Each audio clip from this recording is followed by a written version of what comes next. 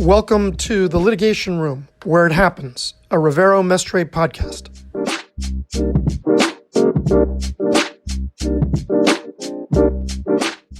Hello, everyone. My name is Whitney Lohr. I am about to start my third year as an associate at Rivero Mestre in Coral Gables, Florida.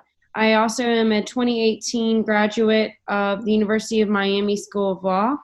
Today, I'm going to be speaking with you along with my colleague, Monifa, about the challenges for young lawyers in the pandemic. Thanks, Whitney. Hi, everyone. My name is Monifa Hall. I am a 2018 graduate of the American University Washington College of Law in DC, and I am also beginning my third year as an associate at Rivero Mestre. I think we can just jump right into it and talk about probably the hottest topic right now for Florida young lawyers and future lawyers, which is the Florida bar exam, which is now scheduled to take place in October of this year. Whitney, I know you had a pretty accurate timeline about what changes have occurred to the Florida bar exam over the past few months. Do you want to tell us about that? Yes, so I've just been keeping up with this out of my own interest. The Florida Board of Bar Examiners have posted several announcements on their website over the past few months and just announcing the changes. So back in May, the Florida Board of Bar Examiners announced a second bar exam location in Orlando with the idea of spreading out the test takers. Usually it's just one location at the Tampa Convention Center and about 2,000 or 3,000 students in one room. So this year they added the Orlando location. There were going to be screening questions, temperature checks, social distancing with more than 6 feet apart rather than the students sharing one table, and possibly a pre-exam 14-day quarantine for some out-of-state applicants based on state guidelines. So that was back in May when there was a little bit more optimism about an in-person exam being held. But on July 1st, that was canceled, and the test was changed to a one-day online exam that was to be scheduled on August 18th with no multi-state portion of the exam, only Florida questions. So 2 days later, the Florida Board of Bar Examiners pushed back again the exam just because they had accidentally scheduled it on the same day as the Florida primary election. So there was a big public outcry on that one. And then finally, on August 16th, which was to be 3 days before the test, Florida Board of Bar Examiners postponed the exam again to October. There's no official date, but that's going to be an online exam, and the Florida Board of Bar Examiners is hoping to get some of the tech issues sorted out that were the reason for the delay this time. Yeah, I know that there were, security concerns with the software that they were planning on using for the exam this month. And, I know the Florida Board of Bar Examiners values everyone's safety above all else. And so making sure that they have a proper system in place to proctor the exam in October, I'm sure they're working hard on that.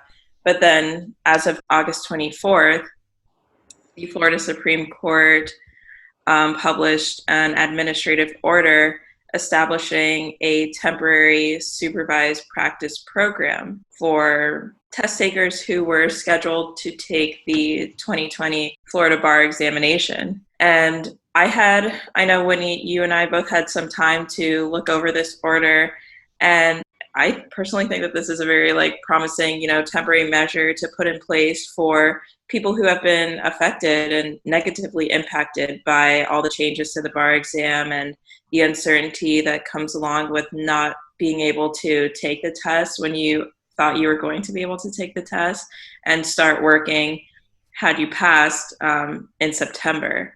Right. I think this was a great step in the right direction for Florida.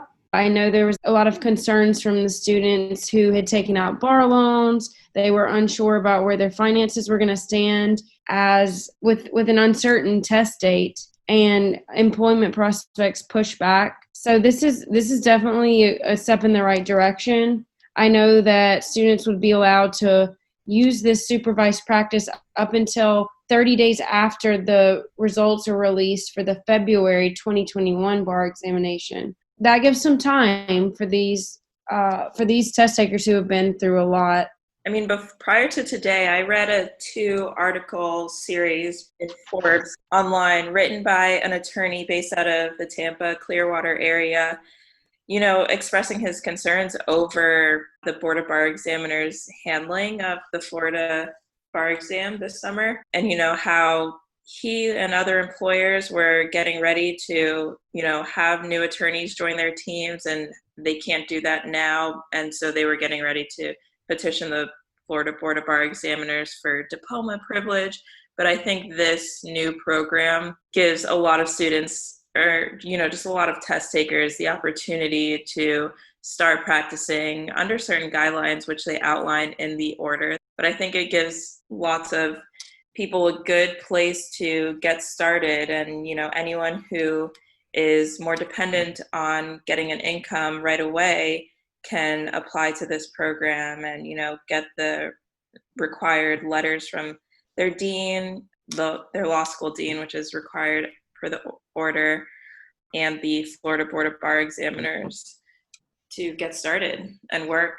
And the order also mentions that even if you do not pass the October 2020 exam, you can still practice under this supervised program through the date that you mentioned, Whitney, after the February 2021 exam results are released.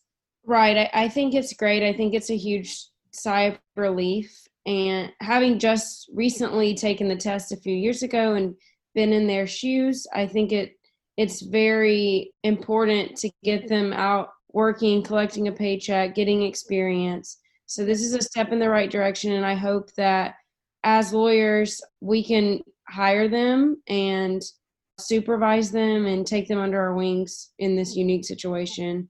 Yeah, and who else has encouraged that? The new president of the Florida Bar, Dory Foster Morales. She was recently at the University of Florida Law School and was encouraging fellow attorneys to hire recent graduates and anybody who is scheduled to take the bar exam this summer and step up to the plate to support all these recent grads who, missed out on a law school graduation because they were sent home from school and had to quarantine at home.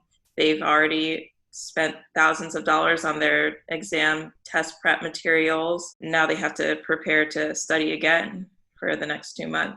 Right. So at least with this supervision program, they can start collecting a paycheck, working toward paying off those loans, and getting a little bit of financial security that so many people are hoping to keep right now, hoping to get back on their feet.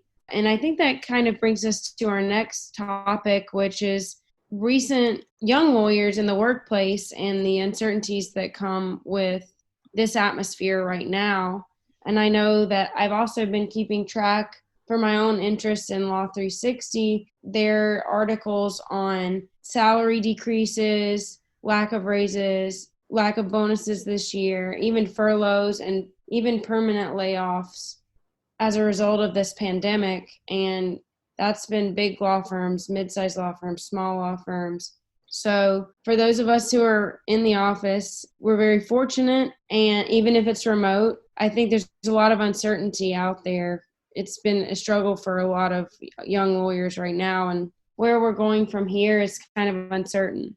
Yeah, I have a friend who graduated from a Florida law school 1 year ago in 2019. She started working after she got her bar exam results for a law firm and unfortunately lost her job a few months ago, back in June of this summer, because of COVID cuts, essentially. And so that was really scary for her because, she graduated at a time when the market was doing pretty well and, people were getting jobs out of law school, but then a pandemic hit. And so employers are trying to figure out how to support their attorneys, the partners, their staff, and keep people on as long as they can and keep up a workload that can support a team of each size. And so it definitely is scary because being at risk of losing any type of income, losing your health insurance right now is a frightening thing to think about because of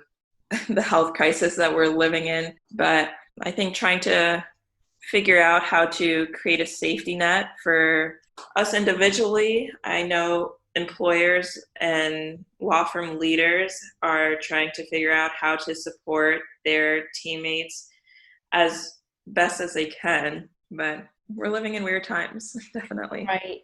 And I think for young lawyers, another sort of challenge right now is just losing that face time with your superiors, with your colleagues, when at a stage when building your professional network and relationships is so important early on in your career. So I think it's very important for us to maintain a active social media presence on LinkedIn, attend virtual events, that sort of thing, so that we're not missing out on all the networking opportunities. Yeah, I think getting used to this new normal of building a professional network and building those relationships now is crucial. I mean, I've been told from the first day of my 1L year from professors and mentors that connecting with my peers in law school and out after law school, once I started my career, is one of the most important things you can do for your own success as an attorney. And so participating in the Zoom happy hours that were definitely more common at the beginning of quarantine than they are now, but keeping up with the relationships with people who you don't see every day or don't get to talk to every day. I think it's easy to fall into a pattern of, I only am going to speak to the people who are working on my cases, but as young attorneys, we should definitely expel that mindset because it is very important to connect with each other and also build relationships with mentors and attorneys who are more experienced and know more than we do. Right. I totally agree. I do think on the bright side that one of the advantages that young lawyers have right now is just we're used to being in a virtual atmosphere, being on our laptops. I think that in that sense, maybe millennials and young lawyers were better prepared to handle this new remote working environment. I know, at least from personal experience, during law school, I was the type of person who worked best from home. And so in some ways, the change has been pleasant. So I think that that's something that is a positive, at least for young lawyers right now. Absolutely. I mean, we are the generation of social media and online connectivity. And so that is insight that we can share with our colleagues, but it does give us a little bit of an edge. And it has been a welcome change working from the office to now working at home and doing this remotely. I think that there are pros and cons to the whole situation, at least working from home. I know that I enjoy being able to throw in my laundry while I'm starting a brief and just knowing that I have multitasking going on, but in an easy way and in a way that doesn't really affect my productivity. More hours at home, it's more peaceful. But on the other hand, you are missing that face time. You are missing the structure. And I think that one of the hardest parts of working from home has been setting boundaries, especially when everyone knows that you're home. There's a pressure to always be online, always be checking your emails, answering your phone. And I think that that's something that we do need to work on and at least, set expectations and at least to keep our own mental health and sanity during these times. Wow. Just not feeling that pressure to always be available. Right. Which brings us to our last topic of this conversation, which is mental health and taking care of yourself mentally and physically during a pandemic while still working from home as an attorney and, the pressures that come along with that. One thing that has helped me since we started working at home back in March is creating any type of routine or structure that I can. Granted, I don't always stick to it every single day. It is hard sometimes when you're home all day, every day. So it comes in waves, but one thing that I do for myself to sort of draw some boundaries, as you mentioned, Whitney, is I do some things at the end of my work day to close off my work day, cap the work day, and transition into just home life after that for the rest of the evening. And so what I try to do is get outside and go for a walk or a run. It helps clear my head. Mental health professionals have always mentioned how being outdoors, getting fresh air, some vitamin D from the sun is good for the body, good for the mind. And so as attorneys, we often overwork ourselves. And I think that is something that can happen more easily when you're working from home all the time, because there's not always something to occupy your time. So why not work and get some more work done, get ahead of things? But it is important to take care of yourself so that you're bringing your best foot forward so that you can work more productively and effectively and efficiently for your clients, for your boss, and for yourself. Right.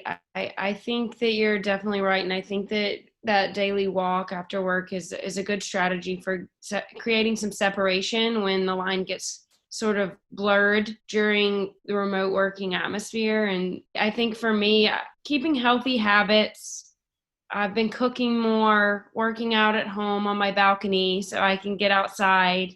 Those are the little things that I think have really helped me during this quarantine and have helped me to keep my sanity and sense of normalcy. Yeah. And there are so many resources for people, attorneys, but also non-attorneys, anyone who is looking for help while working from home. The Florida Bar has a list of national resources for mental health during COVID-19.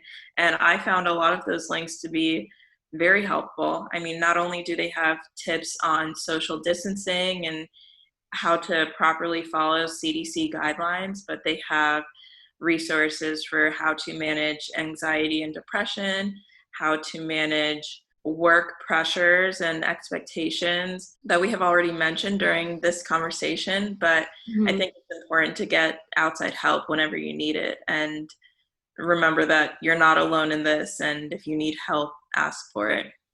Right. I think that's great. And I appreciate you putting that out there. So to close, do you have any advice yourself for young lawyers entering the profession during this time? Yeah, I think one piece of advice I would give is to take it one day at a time right now. We don't know what tomorrow brings. I mean, not only do future lawyers not know what tomorrow brings, especially, but even practicing attorneys. We're all new to this right now. And no matter how many years you've been in the game or how few years you've been in the game, it's hard to know what the future holds. So take it one day at a time. Be prepared and maintain your motivation as best you can, but cut yourself some slack at the same time. Right. I think that's great advice. And just piggybacking off of that, I think for young lawyers, especially in this uncertain job market and just general uncertainty, I think we should figure out how we can help our firm succeed through these hard times, figure out what assets we have that can be of assistance to our firms, and also just take care of yourself mentally, physically, and keep moving day by day, like you said. And keep all your apps updated.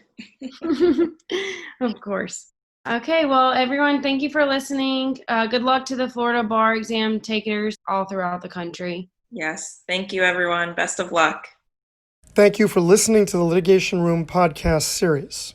This podcast is intended for general information and educational purposes only, and should not be relied on as if it were legal advice about a particular fact situation. The distribution of this podcast is not intended to create, and receipt of it does not constitute, an attorney-client relationship with Rivero, Mestre. Join us soon for another interesting discussion.